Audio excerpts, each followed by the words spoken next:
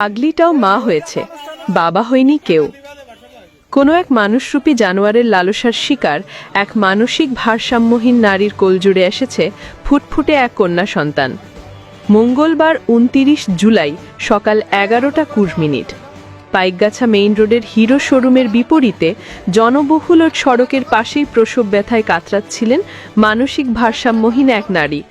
কেউ তাকে চেনেন না, জানেন না কোথা থেকে এসেছেন, তবুও মানুষের ভালোবাসা তার জন্য থেমে থাকেনি।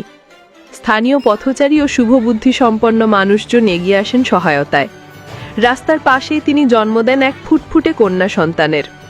অবিলম্বে লোকজন মিলে মা ও নবজাতককে পাইকগাছা উপজেলা স্বাস্থ্য কমপ্লেক্সে নিয়ে যান এবং হাসপাতালে ভর্তি করান। বর্তমানে মা ও শিশু দুজনেই নিরাপদে রয়েছেন এবং সুস্থ আছেন।